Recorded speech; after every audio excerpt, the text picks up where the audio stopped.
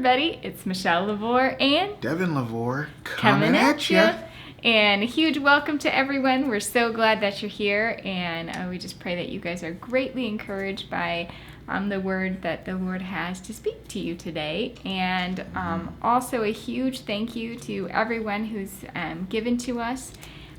We just appreciate every single one of you, and it's truly just a gift from the Lord. And so we just want to say thank you. And also, we are support-based, so if you would like to give to us, you can. We have a PayPal link below, and you can just click that. Yep. So, I guess that's it for the announcements. We can just dive in. Awesome. So I woke up this morning, had no agenda, nothing pressing, nothing like, oh, Lord, what about this or what about that? I didn't. And a lot of times when the Lord speaks to me, he will give me like a little lead. I mean, I'm sure a lot of you could probably relate to that. He'll give you a little hint or something, particularly for those of you who are familiar with the prophetic ministry. A lot of times God will start something like a ticker tape, the beginning of a ticker tape, kind of like those skee ball tickets, you keep pulling them. He'll start something, but then as you begin you step out in faith and you take that risk. Could this be God? Maybe not. I don't know. But you step out and it's like, oh, there's more. And there's more. And he keeps drawing more and more and more out of you. It's really from him to whoever who he's talking to or whatever through you. And a lot of times that's how the Lord will do with us, right? Yeah. He'll give us a little something here and there. That's why the prophetic numbers are so fun, because it's like, ooh, where are you leading us to? Where do you? And it's like when God does stuff like that, he's really trying to get your attention so you can pay attention to what he's saying, right? And I got this statement. Here we go. Let me. We're prepared this time. Sorry, I hit your elbow. That I hurt your elbow. Anyway, little epic going on there. Anyway, so this statement popped out to me today. As a man spares his own son who serves him. That statement popped out at me. Last night we had a very similar situation where the statement popped out at me, when you did things we did not expect. And I'm like, where is that? I really feel like the Lord wants me to look that up. Where is it? It turned out to be Isaiah 64. And Isaiah 64 was talking about open up the heavens and come down. And show us your glory. Do the things that you did before, and let us just be in your presence. And it said that twice, basically. And so this morning, and I was like, oh yeah, that's Malachi 3:17, I think it is. Oh, 3:17. That used to be a big number for us for a while. 3:17. And God's like, I'm going to spare you. You're my son. You're my peculiar treasure. And this is what it says, Malachi 3:17.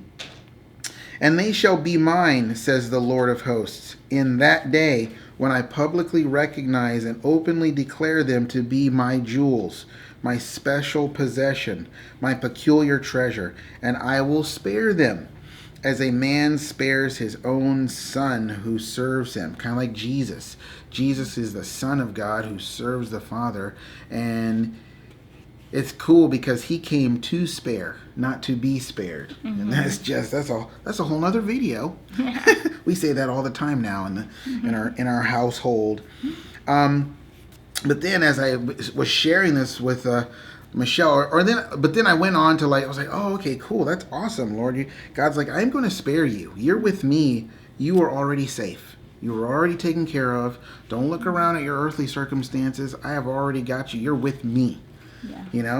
And so I was like, this is awesome. Praise the Lord. And we talked about it, me and the Lord. But then I went on to I got on YouTube or something like that. But then within 1 minute, I saw two 3:17s, just like that. I went on to something I usually do, and it was 3:17. I was like, what? And I was like, oh, okay. I guess it's a confirmation. Literally less than a minute later, something else popped out that was had a 3:17 on it. I'm like, whoa. God's like, hey, that's the Lord saying, verily, verily, I say unto thee. I'm trying to get your attention here, bruh. And so me and Michelle, we started talking about it. And then this is when the Lord really opened up. That's that ticker tape thing. He's given us more. he really opened up the word, and that's where this word comes from, that the books are open. Yeah. Then those who feared the Lord, pause. Let me take it back to last night. Because yesterday, we're not going to get into all that yesterday was, but the gist of it was, like, White Dove Ministries came up with a video about, said the door is open. And that really tied into a lot of what was going on yesterday. And it was like, yes, the door is open. And just so much prophetic stuff was going on yesterday. And then to see that video, the door is open, I was just like, wow, this is amazing. So it's like, not only is the Lord saying the door is open, but this morning he's saying now the books are open. The door is open, and now the books are open. And so I backed up to verse 16 of Malachi chapter 3, and it says, then those who feared the Lord talked often one to another, and the Lord listened and heard it.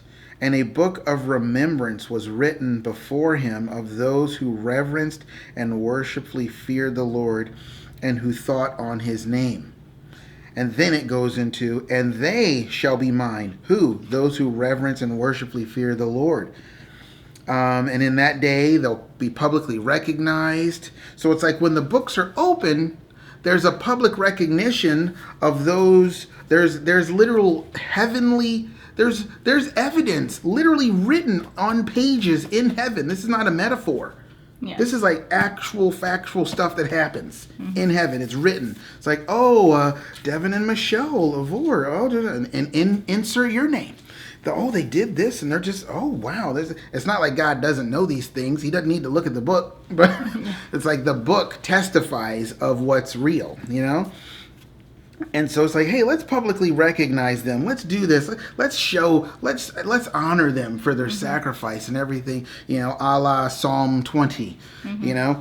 And then it says, then shall you return in verse 18 and discern between the righteous and the wicked, between him who serves God and him who does not serve him. And it like... Yeah, go ahead. When we were talking about, like, you know, the book of remembrance, I was like, oh, that basically sounds exactly like with Mordecai, you know, and it starts in chapter... got it right here. Yeah, chapter 6, and it's verse... You want to just do verse 1 and 2. Okay. On that night, the king could not sleep. God be messing with people in their sleep, giving them dreams, keeping them awake. And he ordered that the book of memorable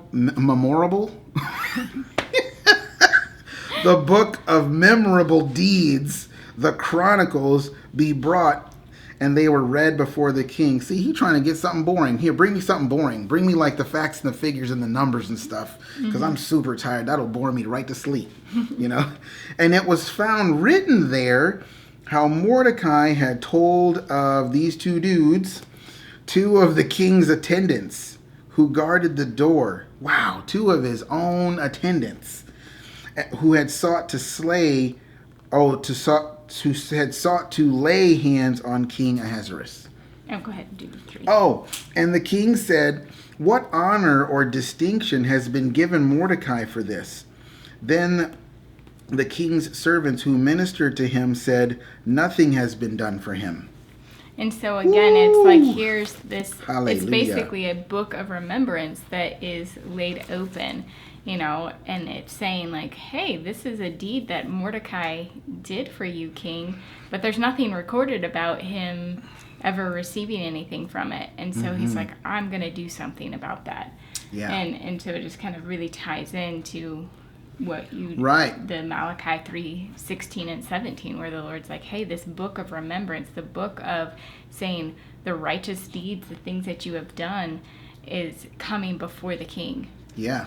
And I really felt that this morning, because as I was reading Malachi 3:16, I felt like the blanket of the Spirit of God on me going, this is what's happening right now. The books are open. And my first thought was like, Lord, aren't you kind of late? Like Yom Kippur and the days of awe and the books being open and all. That was last month. You know, like, what are you doing? Like you're like a month late on your own festival. That's not right. That's messed up. And then, but the Lord was like, the times are in my hand, bro. But it ties into what the Lord was giving us last week about, I don't know, on my Facebook page, there is a album I created called 710s. And if you click on the pictures themselves, you can see all the scriptures that God gave us on the 710s. And this was one of them. Where am I? Daniel. Why am I? Anyway, okay. So I'm just going to read verse 10. A stream of fire came forth from before him, God. 1,000 thousands ministered to him, and 10,000 times 10,000 rose up and stood before him. The judge was seated, the court was in session, and the books were open. And I knew right then, it was like God was saying, like, now is the time. I don't care how many times it's been said. I really don't.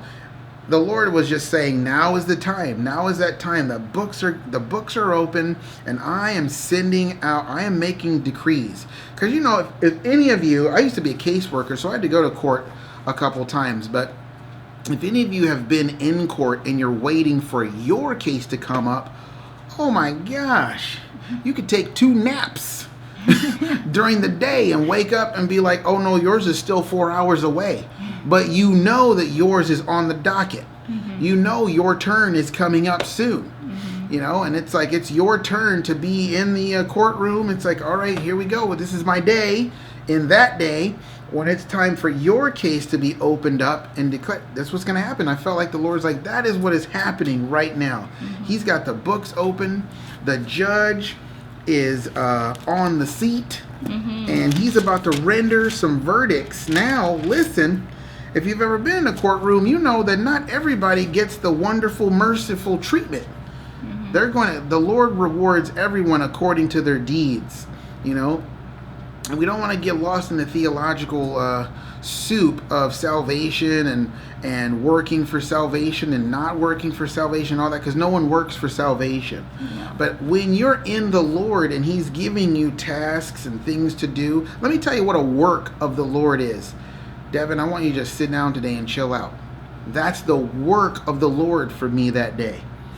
It's like, okay, all right, we're at the end of the service. Okay, we need to line these people up, and I just need you to pray for each and every one of them. That's a work of the Lord. Now, what is the work of the Lord? The work of the Lord is hearing from God and obeying it.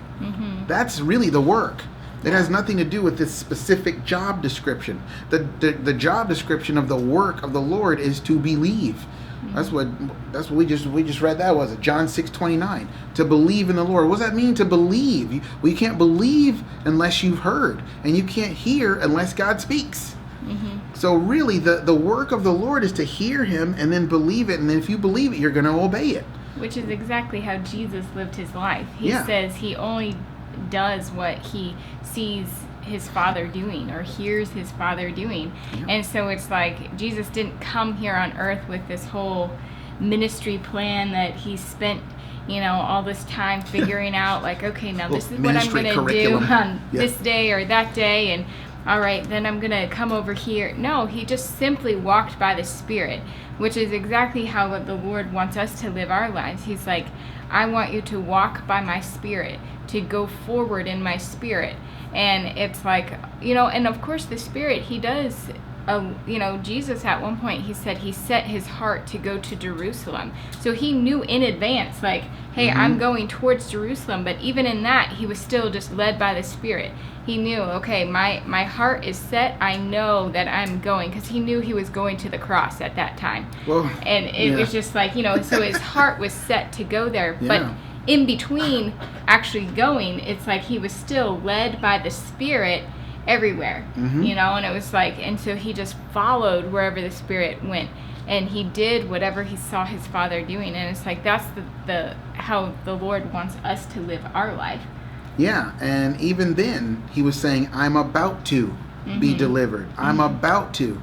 And it was like probably like 3 weeks later before the fulfillment of, you know what I mean? But it's like, it's getting ready to happen. It's imminent. you know. And so in a court case, or the cases that are coming before the Lord, the books are being opened, and there's going to be deliverance and promises fulfilled and everything cool and awesome for those who are reverently and worshipfully just in love with Jesus.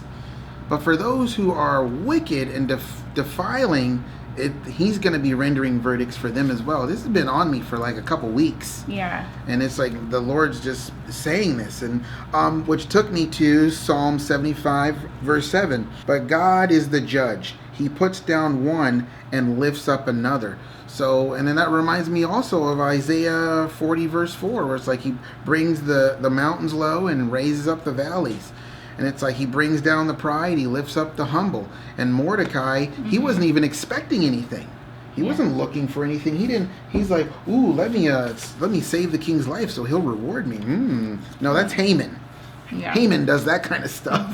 And well, which was like, you know, and then of course Esther 7:10 is where they say like Haman was.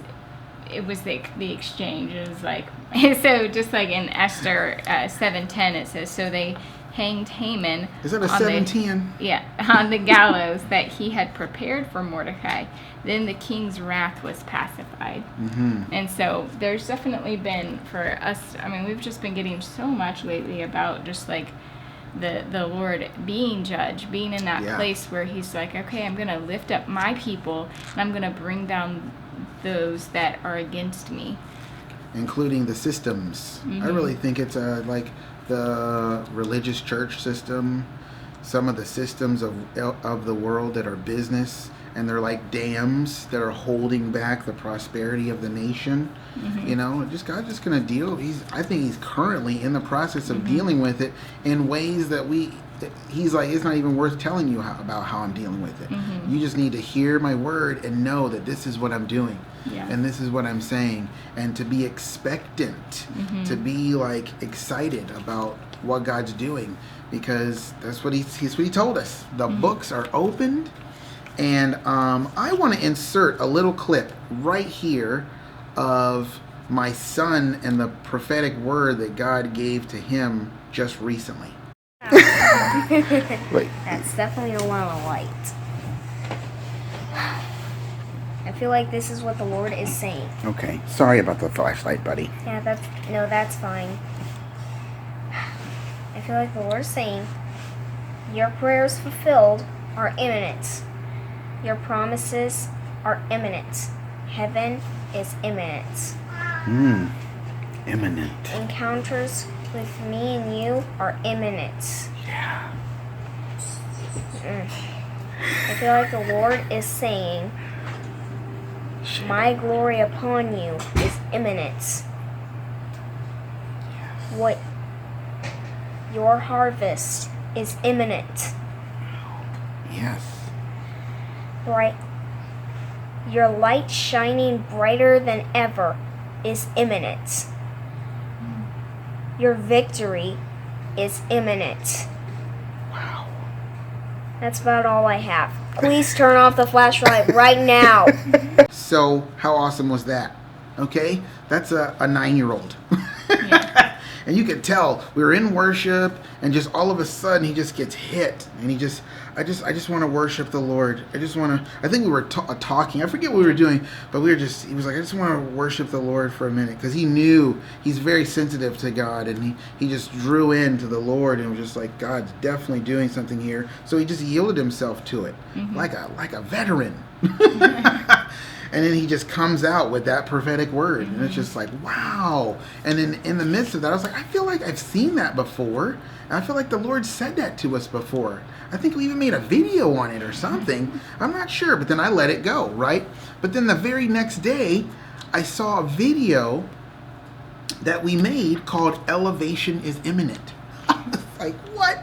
And that totally went into that day of all the prophetic things happening that talked about where the Lord was speaking to us about the manifestation of elevation. And I was like, wow. And then we ended up making that video. We filmed that video on June 12th of this year, 2019. And when we saw the 612, we were like, wow, we did that on June 12th. Yeah. The 612, which is a big deal because it relates to Hosea chapter 6, verses 1 through 2. And on the second verse, it talks about on the third day will be raised to life. And we're in the third year of this particular story. And God told us to believe for this year, for promises to come to pass, and et cetera, et cetera. And then even in White Dove Ministries, the door is open. Their video that they just put out, the door is open. He's like, I believe. He's like, I believe that people are the faithful and the righteous and those who have waited and endured and persevered. They're about to see the fulfillment of their promises. And I'm just like, awesome, you know. And this is a seasoned guy. He's not just, you know, I mean, you can't put your trust in man, but you can't utterly distrust them from hearing the Lord either. Yeah. And so there's a fine balance of like, well, God, I'm going to trust you, but it's like if that word from a prophetic voice hits you, then that's actually from the Lord, not the person, you know. And so it was just a huge deal, and it kind of ultimately, at the end of it, it kind of took me back to Luke 18, because that's a courtroom scene that Jesus says, "Consider the widow and the unjust judge." And that whole Luke 18, 1 through 8 is about coming not to an unjust judge, but to the just judge who is king, who is also your father, who loves you and wants to bless you. And it's like Paul Keith Davis in White Dove Ministry said, if you get a true prophetic word from God, a true one, that means you're about ready to go through some stuff. Because the thing you're going to go through is actually the part of the process to get you to the result of the end. Yeah, it prepares you. You know, Abraham, David, and Joseph, 3 classic examples. You know, God gave us a word on, was it in March? It's time for everything to be reversed. That was May of 2017. May of 2017. And that was the beginning. God showed us the end at the beginning. He was like, this is the word. And of course, you know, we don't know no better.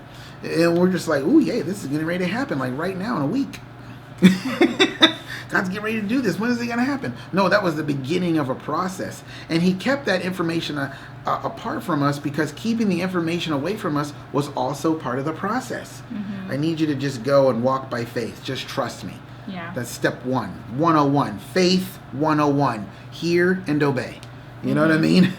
And so when God gives you a word, he will fulfill it. If it's from the Lord, you don't need to be discouraged. You don't need to lose hope. But the Lord also knows that that's part of the process as well. It's like, how are you going to deal with that when it does hit you? How are you going to deal with it when the hopelessness and the doubt and the just hits you, and it seems like it's the only thing you feel and you see. You don't feel that word. You don't feel, and your soul has entered into the iron of the depression and the anxiety and the God's abandoned me. I'm just done. What's the point? What are you going to do? Well, as for me and my house, we're going to stand in our position before the Lord, who is King and Judge of the whole earth, and we're going to declare his goodness and his word in our life. We're going to say, God, this is what you said. And the enemy could be screaming in your ear, but look at your life, blah, blah, blah. You know, it's almost the end of the year, right? Lord Jesus, you're worthy of praise. I give you all the glory and honor due your name because you died for my sins. Take that, enemy. You can't take that away. Yeah. You know? And he who gave his only begotten son, how will he not freely give me all things? So I will sit back and I will trust him in his timing and his way and how he's going to do it, because everything he's going to do for his name's sake anyway. You know, and if he chooses to just, I'm going to bless your family because I love you, that's declaring his name. See, that's the thing with the Mordecai situation. King Ahasuerus was like, whoa, this guy actually saved my life from my own attendants who guard the door to my bedroom? Like, and nothing has been done for him? That is a disrespect to my name. Yeah. What is that saying about me, you know? So it's like when God's like, okay, I'm going to take my time and I'm going to take you through a process that says something about his name. And it's like, all right, now I'm going to sit down. I'm about to render some verdicts. I'm about to say some stuff. And I said to the Lord, I was like, Lord, you're really late because Yom Kippur was a while ago. Days of Awe, when you open the books, that's a while ago. And then we got emails from the same friends who emailed us before, and they were saying, have you God's been doing this Passover stuff with us, but it's like we're not even in a Passover season. I'm like, God's just going to do what He wants, when He wants, and how He wants it. And did you have more? Did you? Well, want and to say? I think also with that, a lot of times when the Lord He does pictures and things like that, He's just showing us where we're at. It's like you can think of this like this or that, and so it's like He can use the same things over and over again, because it's like, okay, you're in a season where it is like you're in the cave, or you're like in a ark, or you're like, because you're in the cleft of the rock, where it's like you're passing through the Jordan, but you're also passing through the Red Sea, and we're going to pass through the Red Sea to go into the Jordan. One miracle on top of another. And so it's just kind of the Lord, He likes to do that, where He uses pictures to help us, but that we don't need to get like boxy. Boxed in by, well, this isn't the right time for that. You can only use that picture if it really is related to that time. Yeah. Well, guys, I guess that's all we have for you today. And how'd I do? Good. Tried to do a Michelle close. This wasn't working. But yeah, so to sum up, we feel like the Lord's saying today, He said yesterday, the door is open. And I really feel like... that's like the Revelation 4:1. That's where that comes from. Yes. And I feel like we went through that door last night. We just shut everything down. This was after God time just ended. And we just shut everything down, because I just felt like, no, we need to... And it was like, we need to just go further. We need to go deeper in. And it was just me and Michelle. But I was like, oh my gosh, when I was thinking about this morning, I was like, we went through that door. That's the door we went through last night. And so it's like, and so what do we see this morning in Revelation is the revelation to the Lord, of the Lord to our hearts today, is the books are open. Yeah. And he's rendering verdicts. He's doing things, so you can expect something awesome. You can expect that for the faithful and those who are just going to wait and continue to press in, and you're going to do your Isaiah 62:6 thing, look it up, and you're just going to keep praying and keep coming after Him, and the Lord's going to find faith in your heart because you won't give up.